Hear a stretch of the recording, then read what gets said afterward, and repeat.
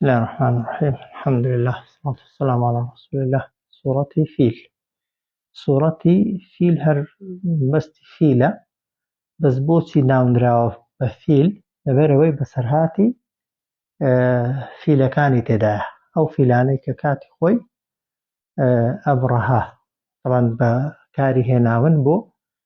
بە حسابی خۆی بردوونی بۆ هێرشکردنە سەر کەعبە و ماڵی خوای گەورە. تەڵەن ساڵی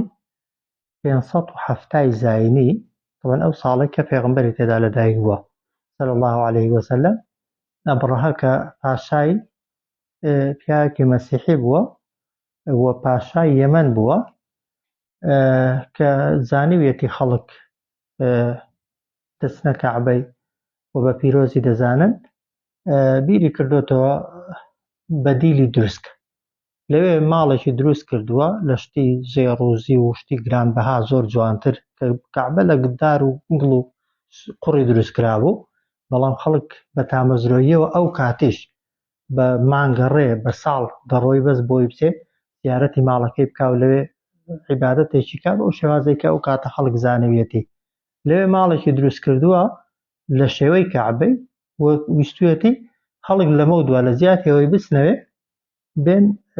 زیارەتی ماڵەکەی ویکەن و ئەوێ ببێتە سەرچاوە و وەک دەڵێ مەستەری کۆکردنەوەی خەڵکی. خەڵکی موحید و یەکتاپەرستیش ئەو کاتەی کە هەبوون زۆریان پێ ناخۆش بووە، وێ دەڵێن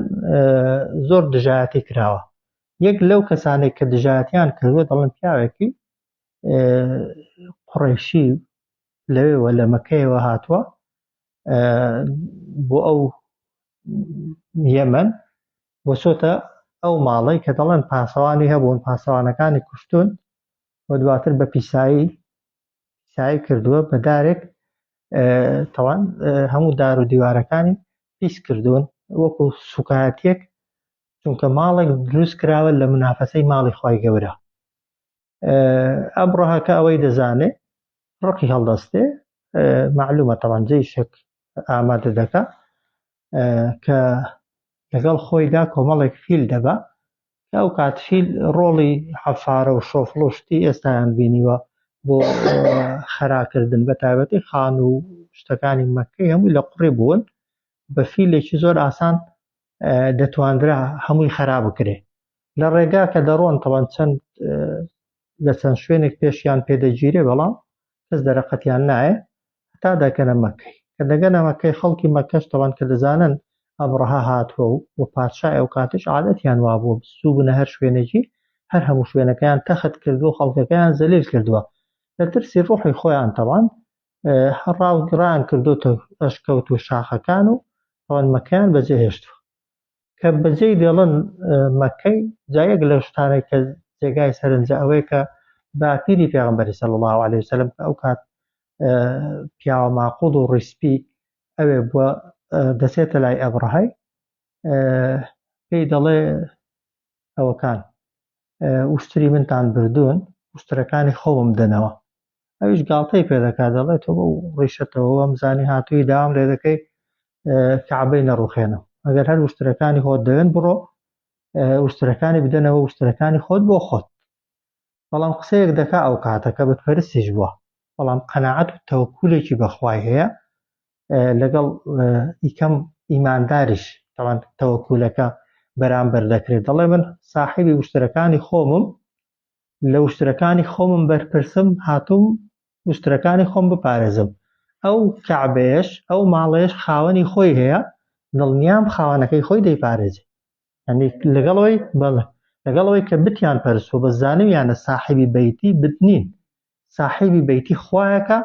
کە بتەکانیان بۆیە لێوێ داناون بە حساب بەس بۆی نزیکیان کەنەوە لە خوای دنا ئەوەی دەتوانێت شتکە وێ وتێتی من خاوەنی وشترەکانی خۆمم دیفاع لەوان دەکەم، خوش کەعبەش خاوەنی خۆی هەیە و دەی پارێزێ. فعلەن ئەو کاتێک کە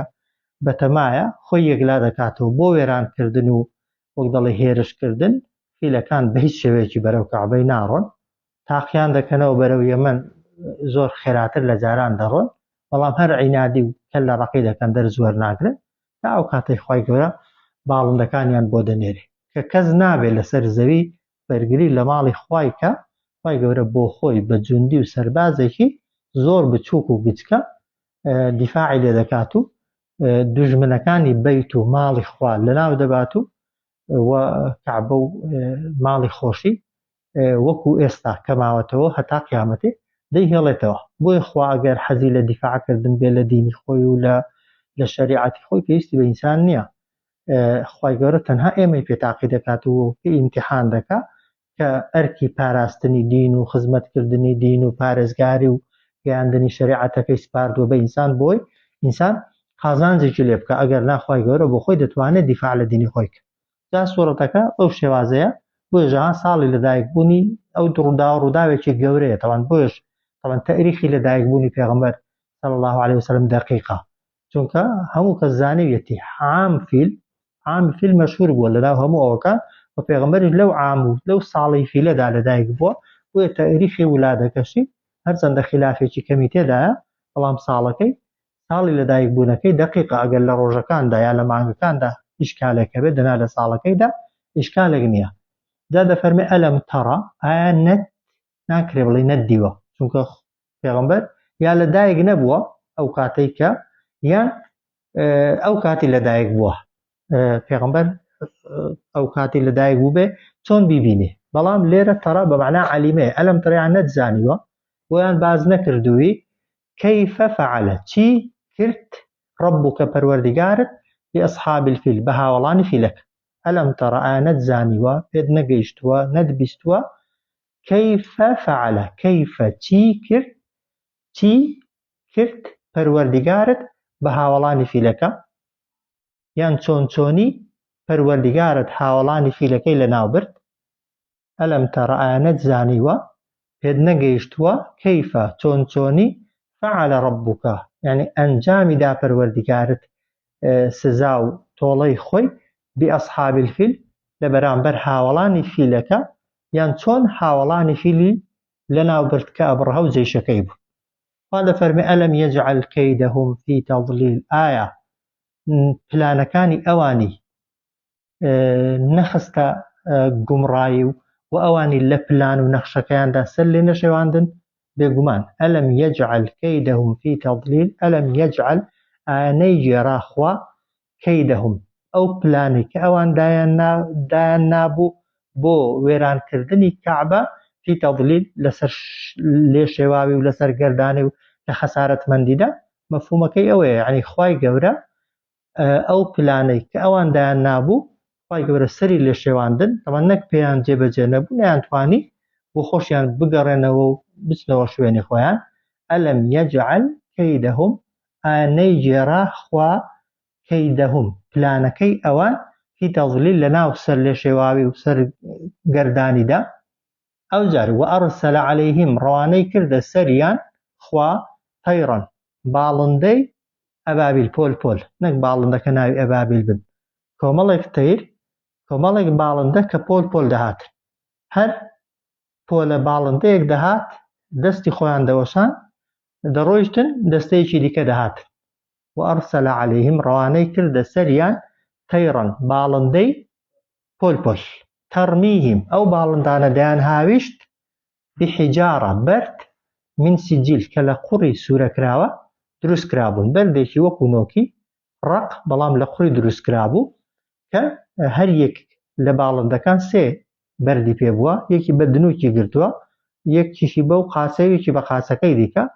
هیچ بەردێکیش بەزایع نەچوو تەنانەت تەبان هیچ لە ئەوەی قەومی لوت کە خوا لە ناوی بردوون کات خۆی نەسمان هەیە کە ناوی کەسەکانیشی لەسەر نووسراوە و لەسەر ئەوە هێندێک ئەثەرمان هەنە کە بەردەکانیش دیاری کراون بەچێ دەکەون و بەکام فیلە یان بەکام جوندی و سەربازەی دەکەون لەوەش هەڵەیان نەکردووە نەک بەرد بە فیڕۆ نەڕۆیشتووە دەیان هاویشتن بەردانێک کە لە قوڕی سوورەکراوە دروست کرابوون فەجەعەلەهم جێڕانی هەموویانی کرد بەچی کەعەسفین وەکو کایەکی مەئکول خوراو کای خوراو یان داری ناو خوراو کە ماڵات دەیخوا و ئەوەی لەبەریان دەمێنێتەوە